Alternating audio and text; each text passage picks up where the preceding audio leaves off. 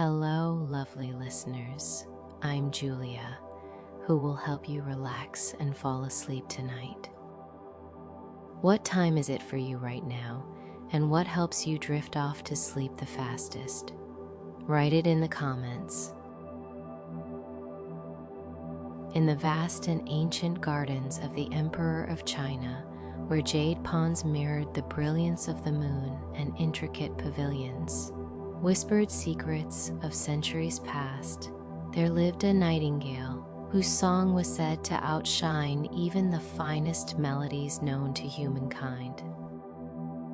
Every dawn and dusk, the delicate notes of this bird resonated through the arched corridors and flowering groves, enchanting all who heard it and sustaining the legends of old. The Emperor, a ruler of incomparable taste and profound wisdom, often wandered these gardens in solitude, seeking solace and inspiration beneath the blooming cherry trees and among the graceful cascades of waterfalls. His heart, both fierce in his authority and tender in his appreciation for beauty, recognized the gentle power of the nightingale's song and cherished every note as if it were the quill of an immortal poet inscribing the verses of life itself. For years, the song of the nightingale had been a cherished secret of the palace, a treasure known only to the emperor and a select few within his inner circle. Whispered rumors of its enchanting melody had begun to trickle beyond the palace gates, carried on the lips of wandering scholars and noble traders who marveled at tales of its brilliance. Yet, amidst all the splendor of China's empire, no other sound could mimic the living magic of that humble creature's harmonies. A sense of mystery cloaked the nightingale and her origins, and the emperor often wondered if perhaps she was no mere bird at all, but a divine messenger sent to remind humanity of the unfathomable beauty woven into the tapestry of nature. One ordinary morning, as the emperor sipped fragrant tea in his private pavilion, a peculiar parcel was delivered from a distant land. It was a gift from the Emperor of Japan, a beautifully inscribed book adorned with delicate illustrations of creatures unknown to the imperial court. The book recounted an astonishing tale of a nightingale whose song stirred the hearts of all who listened, a nightingale whose voice could beckon the very spirits of life and death. As the emperor carefully turned each page, his eyes widened with wonder and disbelief. In the intricate calligraphy and gentle brushstrokes, he recognized the description of a bird whose voice was more illustrious than any melody his palace had ever known. Astonishment gripped his heart, for he had never heard any account of such a miraculous creature, nor had any of his attendants ever spoken of one in the vast chronicles of the court. Determined to witness this marvel for himself, the emperor issued an immediate decree: the mysterious nightingale must be brought before him. His clear command, steeped in both urgency and sublime expectation, resonated throughout the palace corridors. The imperial officials, versed in the art of swift obedience, set forth on their quest, yet none had ever heard the live voice of the fabled bird described in the treasured Japanese text. Thus, as fate would conspire, the discovery of the elusive nightingale was entrusted to an unexpected companion, a humble kitchen girl with kind eyes and a heart full of quiet courage. This girl, known for her gentle nature and unassuming grace, possessed an inherent empathy for all living creatures, and it was said that even the wildest birds felt safe in her presence. Her modest origins and quiet wisdom made her the perfect guide on the journey that was about to intertwine destiny with the delicate melody of a fabled song. The garden, steeped in ancient wonder, eagerly awaited the next magnificent chapter written in the ethereal language of song. Deep within the castle's less illustrious quarters, where shadows danced softly on rough-hewn walls and the air carried the scent of simmering broth and fresh herbs, the humble kitchen girl prepared to embark on a task that would alter the course of her quiet existence. Her name was Lian, and though she had never held a position of acclaim, her gentle spirit illuminated the darkest corners of the bustling palace. News of the Emperor's royal decree had reached her ears, and she felt an inexplicable responsibility and a stirring curiosity which compelled her to venture into the secretive groves of the imperial gardens. Lian had long admired the delicate creatures that fluttered in the sunlight, and she knew the language of the birds better than most, for she often spoke to them in whispered lullabies during the silent hours of dawn. One misty morning, as the golden rays struggled to pierce the dewy air, Lian set off through the narrow winding paths that led to the secluded parts of the imperial gardens. Her heart beat with both nervous excitement and quiet determination. With each step, the cobblestones, worn smooth by the passage of countless footsteps over the centuries, seemed to murmur stories of forgotten heroes and moments of infinite grace. Lian navigated through arches of ancient willow trees, whose drooping branches swayed softly in the gentle breeze, as if beckoning her forward. The air was cool, tinged with the fragrance of blooming jasmine and earth, and every rustle of leaves carried with it the promise of secrets waiting to be told. After a long search, in a hidden alcove nestled between flowering plums and curling ivy, she finally encountered the elusive Nightingale. The bird sat upon a slender branch, its eyes bright and knowing, as if it had been waiting for Lian all this time. Its feathers shimmered in the morning light, each one a delicate brushstroke of nature's artistry. Lian approached with a reverence born of awe and tender compassion, mindful not to cause any alarm. In the quiet that enveloped them, the nightingale regarded her with a calm intelligence. Without a word, it seemed to communicate that its time in solitude had come to an end, and that it was prepared to share its song with those who would truly understand its meaning. Gently, Lian cupped her hands and softly murmured, "Dear friend, will you come with me? The Emperor himself desires to hear your wondrous melody." The nightingale tilted its head, as if weighing the offer, and after what felt like an eternity within a single heartbeat, it fluttered gracefully from its perch and alighted upon her outstretched hand. In that moment, a bond was forged between the frail girl and the magnificent creature, a pact of trust and secret hope. Lian felt as though the very essence of life had shifted into a realm of ephemeral magic, where every note and every sigh of the wind was imbued with meaning and promise. Word of Lian's discovery and the subsequent bond with the extraordinary nightingale spread softly among the palace staff, carried in hushed tones among those who dared speak dreams into reality.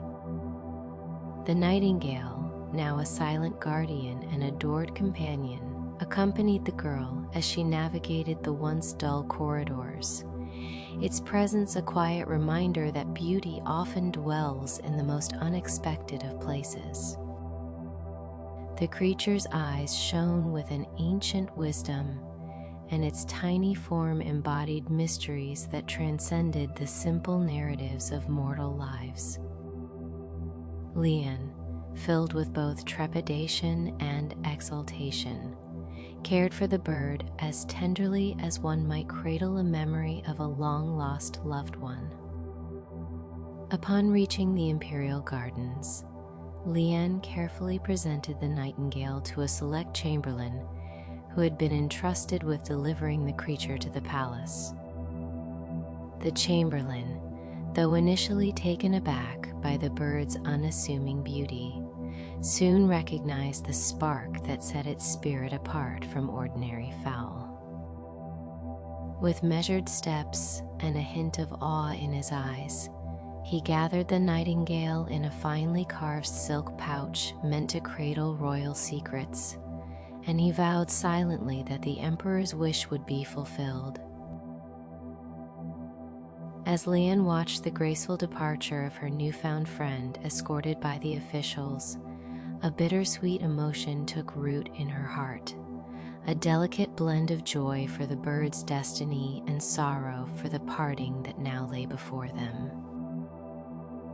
The journey from the hidden alcove to the heart of the imperial palace was marked by both wonder and tension. The nightingale, though now a prisoner of curiosity and gilded ambition, still flickered with the wild spirit of the untamed gardens from which it came. Its song, though captured in fleeting whispers, spoke of forests and rainstorms and ancient secrets of the earth. Lian, whose eyes shimmered with unshed tears, felt that she had witnessed the true wonder of life, a small, fragile entity whose beauty exceeded the confines of power and riches. In her humble heart, she carried a silent prayer for the bird's freedom, even as duty bound her to obey the emperor's command. Outside the regal chamber, all eyes awaited the arrival of the nightingale that had been spoken of in legends. Rumors and excitement mingled in the air as courtiers speculated about the magic that might accompany the creature's voice. With every measured step taken by the officials through the marble corridors, the anticipation grew, like the first note of a symphony heralding a magnificent performance. It was a moment described by those present as if time itself had paused to listen, for even the cold stones and ancient tapestries seemed to lean in closer, yearning to capture the ephemeral breath of the nightingale's song. As twilight began to settle over the horizon, casting long shadows over the palace gardens and reflecting a spectrum of memories upon every stone, Lian retreated to her modest dwelling within the servant quarters. There, beneath a sky strewn with the first shimmering stars, she allowed herself a moment of quiet introspection. She recalled that day with a bittersweet clarity, knowing that the nightingale's destiny was now entwined with the fate of the emperor and the empire itself. A fragile hope fluttered within her, one that promised that beauty and truth could not be confined by gilded cages or royal decrees. With a soft sigh and a heart resonating with the secret language of nature, Lian closed her eyes, daring to dream that the song of the nightingale would someday echo freely among the winds, unburdened by the weight of human ambition.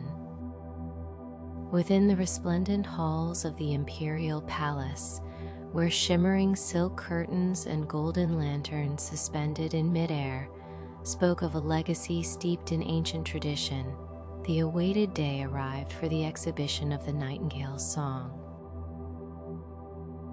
The emperor, with his eyes still ablaze from the wonder of the newly arrived book and the fervor of his command, sat upon his ornate throne, surrounded by courtiers in elaborate silks and sumptuous tapestries. A hushed anticipation filled the vast hall as the officials gently released the nightingale from its delicate confines and led it into the golden light of the grand audience chamber. The animal, still retaining the wild spark of freedom it had known in the vast gardens, fluttered its wings in subtle protest, as if uncertain of the fate that awaited it inside these opulent walls. At the head of the assembly, the emperor watched intently as the nightingale was placed upon a silk cushion upon a raised dais, crafted from dark ebony and inlaid with luminous jade. The room, replete with whispers of awe and curiosity, seemed to hold its breath, and the only sound was that of the soft rustling of embroidered fans. Then, in a moment that appeared to stretch into eternity, the nightingale opened its small beak and released a melody so pure and unadorned that it transformed every ear that listened. The sound rose in gentle waves, cascading through the hall like a shimmering waterfall of sound that glossed over the hardened hearts of even the most cynical courtiers. Each note, carried upon the deep currents of ancient music, resonated with the force of 1,000 unspoken emotions. As the nightingale sang, the emperor's eyes grew moist with tears of both joy and sorrow, for within each delicate trill lay memories of youth, the fleeting nature of beauty, and the lingering taste of love lost. The subtle music, at once both earthly and transcendent, filled his soul with the timeless truth that beauty could conquer even the greatest depths of despair. In an almost whispered tone, the emperor addressed the assembly, declaring, "This song, drawn from the wellspring of nature itself, speaks to the very essence of life. Let all who dwell within these walls listen and remember that the simplest song can unveil the profoundest mysteries of the heart." His words stirred the crowd, even as the nightingale continued its serenade, its voice pulling the threads of time and memory together into a tapestry of luminous emotion. Outside the regal chamber, the imperial court was abuzz with conversations that intermingled admiration with caution. Some courtiers, whose lives had been circumscribed by the rigid demands of protocol and power, marveled at the bird's ability to transform the mundane into the magical. Others, who had long harbored ambitions of expanding the empire's reach, saw in the nightingale's song an omen, an ineffable force that transcended the transient nature of power and wealth. Yet, all were united in their silent recognition of something extraordinary, a truth that reached deep into their souls. The air itself felt charged, as if aware that moments such as these, rare and ineffable, were to be cherished long after the song had faded into memory. The expression of raw, unbridled emotion that emanated from the nightingale stirred even the most stolid hearts, and as its melody filled the grand hall, an almost palpable transformation took place. The golden magnificence of the palace, with its storied history and ornate splendor, seemed suddenly humble before the unpretentious harmony of nature. In that fleeting interlude, the emperor was not merely a sovereign surrounded by illusions of power and splendor. He became a man, vulnerable and human, touched by the quiet truth of beauty and art. In the sanctity of that moment, time appeared to slow, and the boundaries between the mortal and the divine blurred into insignificance. After the performance, whispers of admiration and reflective silences filled each chamber of the palace, and the emperor quietly embraced the memory of that luminous moment. The song would live in his heart forever, a secret lullaby that bridged the ephemeral with the eternal. Months passed since the stirring performance of the real Nightingale, and the memory of that ethereal melody lingered in the heart of the emperor as a cherished personal treasure. Yet change is the inevitable rhythm of destiny, and soon word arrived from distant lands bearing a gift of unparalleled ingenuity. One crisp winter evening, as lanterns glowed like clusters of frozen stars against the velvet night, the emperor received a mysterious parcel from his counterpart in Japan. Upon opening the ornate box, the emperor beheld an exquisite automaton in the shape of a nightingale. Crafted with meticulous artistry, its body was encrusted with tiny jewels that shimmered like fragments of captured starlight. Silver filigree traced elegant patterns along its metallic frame, and delicate gears, hidden beneath layers of gleaming enamel, promised a mechanical precision that mirrored the art of the finest clockmakers. The automaton's design was as intricate as the finest porcelain, embodying both the cultural heritage of its artisan makers and the sophisticated elegance of its intended audience. Although it was built by human hands, its form evoked the living grace of the real Nightingale.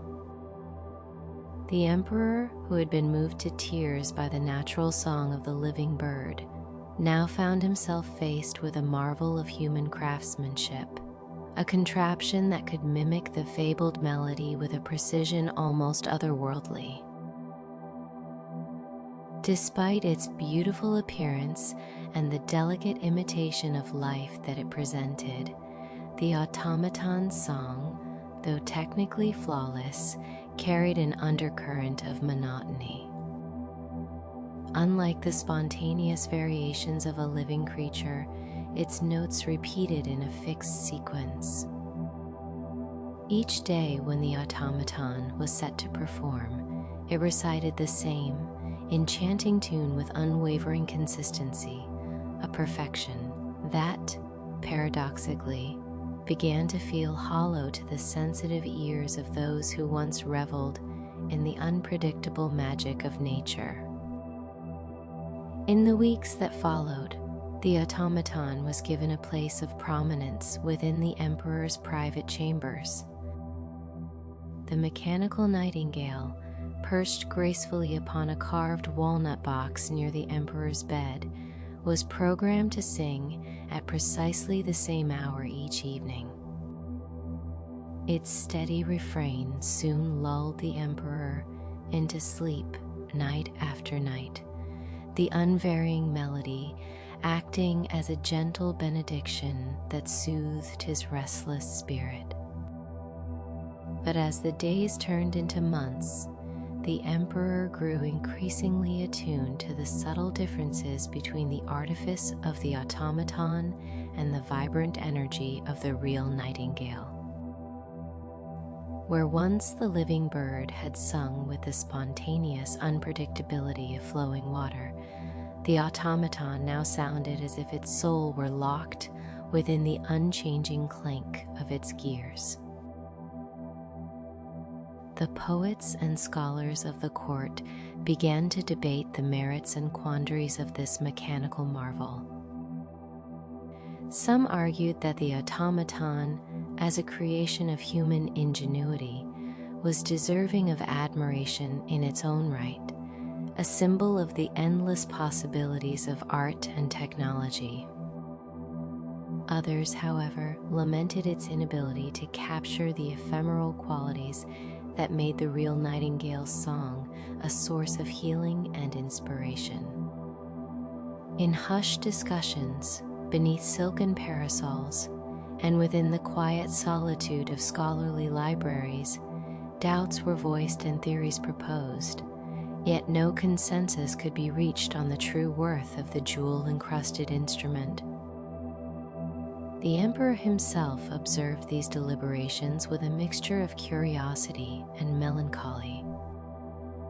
As much as the automaton filled his palace with a regular cadence of its song, he could not escape the deep ache that had come from the realization that true art was not merely an arrangement of perfection, but a living, breathing testament to the spontaneity of life. Late at night, while the court slumbered, the emperor would often sit in the twilight of his private study, pondering the nature of beauty and authenticity. His mind wandered back to the exquisite moment when he first heard the real nightingale sing in the gardens, a memory so vivid and complete that it seemed to bridge the realms of dreams and reality. As the winter deepened and the palace welcomed a chill that seeped into even the grandest halls, the automaton continued to perform its unchanging aria with mechanical precision. In an effort to preserve its magic, skilled artisans were summoned to repair and fine-tune the contraption whenever its gears faltered, ensuring that its melody remained as consistent as the stars in the sky. Yet, as the years passed, the automaton became a ritual rather than a wonder, a token of a time when human ambition sought to capture the irreplaceable enchantment of nature in a form that could be repeated ad infinitum. Within the polished volume of memory, the song began to lose its luster, fading into a mere echo of the genuine miracle that had once been so vividly alive. Within the cold precision of the automaton's melody, the emperor's heart ached for the lost spontaneity of the natural world, a yearning that would soon shape the destiny of his realm and redefine the very essence of what it meant to experience beauty. Not long after the automaton's grand arrival had settled into the rhythm of palace life, the delicate equilibrium between artifice and nature began to unravel in ways unforeseen.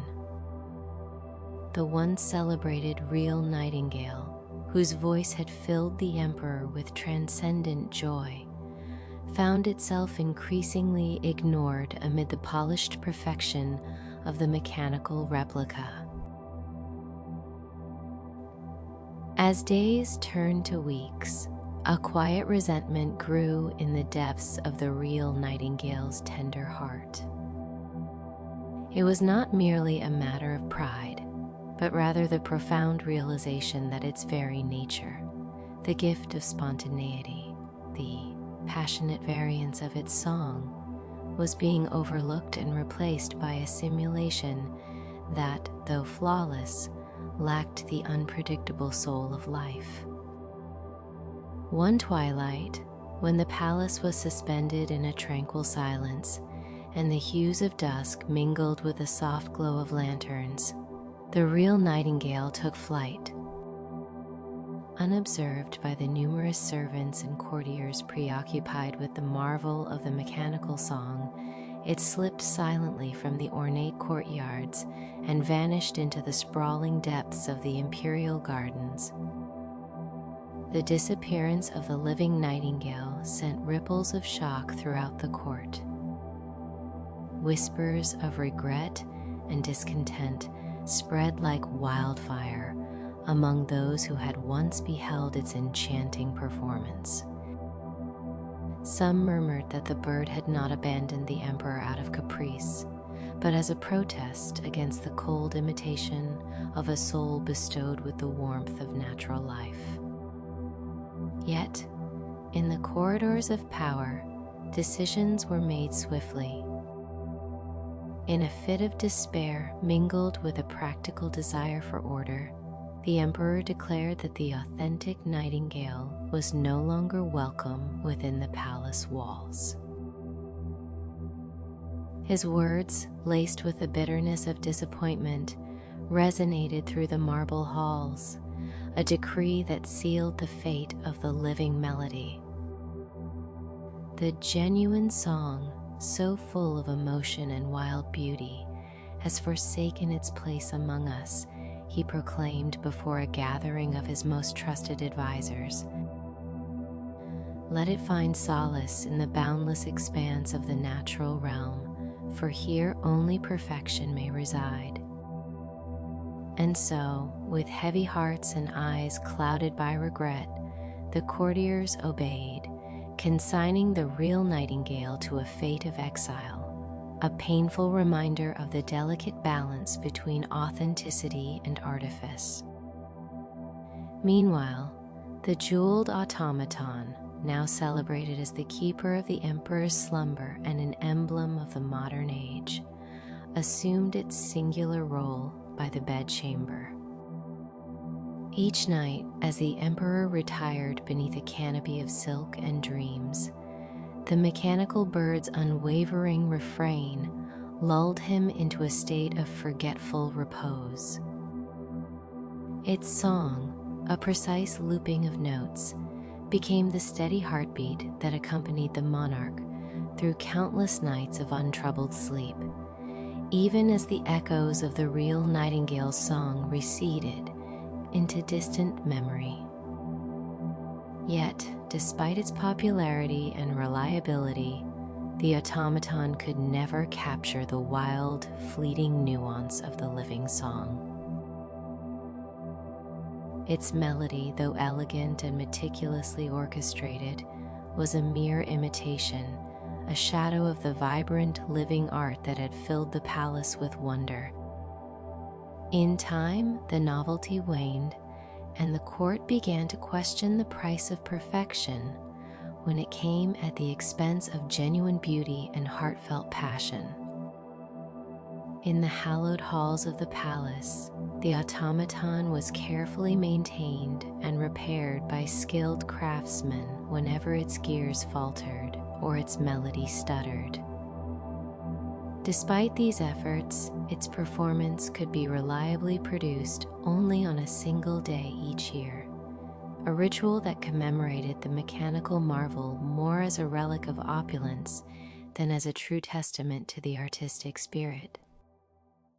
During the solitary night it sang annually, the automaton filled the emperor's room with its unchanging tune, a bittersweet reminder of the trade-off between the marvel of consistent artifice and the unpredictable charm of nature's own creations. As the seasons turned, the annual performance became a somber affair, imbued with nostalgia for a time when the passions of a living creature could stir the soul with a spontaneous outburst of emotion. Deep within the emperor's private chambers, as he listened nightly to the automaton's flawless chorus, a subtle ache remained, a quiet yearning for the unpredictable wonder of a song born from nature's own tumultuous passion. 5 years passed in a haze of routine and reflection, and as the seasons cycled with relentless certainty, the emperor began to feel the weight of mortal frailty upon his once indomitable spirit. His body, once vigorous and commanding, showed signs of wear, the soft glow of youth dimming beneath layers of accrued wisdom and regret. Rumors of his illness spread quietly throughout the palace, and even the most devoted courtiers observed with subdued sorrow as their sovereign grew more withdrawn and contemplative. In the stillness of night, when the palace was swathed in shadows and the only sounds were the murmurs of distant memories, the emperor would often face an unsettling visitor, death itself. One fateful night, as snow gently danced outside the palace walls, and the candlelight flickered like the pulse of a fragile heart, death came to rest upon the emperor's chest, There, in the oppressive silence, the figure of death manifested with an enigmatic calm, embodying every regret and every sorrow that had ever been woven into the fabric of his life. In that haunting moment, as the emperor lay immobilized by the weight of inevitable destiny, death revealed to him visions of his past, the triumphs and the failures, the moments of joy intermingled with heartache. Each scene unfolded as if it were a chapter in a grand, unsettling chronicle, a narrative of choices made and opportunities lost. With eyes full of quiet desperation, the emperor pleaded, "I beg you, let the automaton's song dispel these bitter memories and grant me the solace of forgotten sorrows." But as he strained to summon the mechanical melody that had once lulled him into a restful slumber, he found only silence. The automaton, which had faithfully sung night after night, now lay mute, its intricate gears having worn down to a sorrowful whisper of their former brilliance. Just as despair threatened to engulf him wholly, a sound arose gently from the open window, a song so pure and distant that it cut through the oppressive gloom like a beam of silver light. The emperor's heart, heavy with the unrelenting march of time, stirred at the recognition of that familiar, untamed melody. Outside, perched high upon a slender branch bathed in pale moonlight, the real Nightingale had returned. Its delicate tune, imbued with the unbridled spirit of nature and the wisdom of countless suns and moons, enveloped the room and filled the emperor with a warmth that defied the chill of death's visit. In that moment, the living melody revived the very soul of the ailing ruler, as if the notes themselves carried the promise of renewal and the cessation of all lingering despair.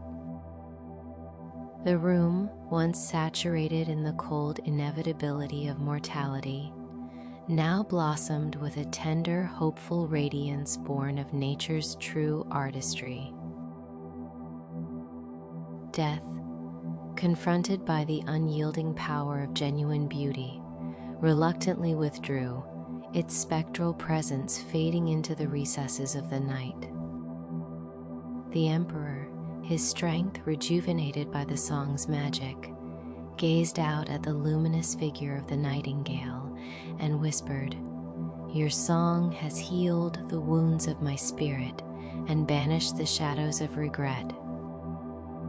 Though you may choose not to dwell within these walls again, promise me that you will return when I call, to sing of all that I have witnessed in this realm." In a gentle, silent accord, the nightingale seemed to affirm its vow with a subtle rise and fall of its graceful wings.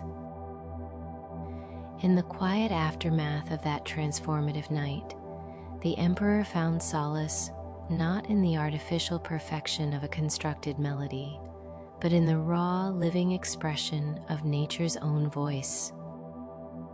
The promise of future encounters, shared in secret between a sovereign and a humble bird, resonated deeply within him, a secret covenant that wove hope into the tapestry of his days.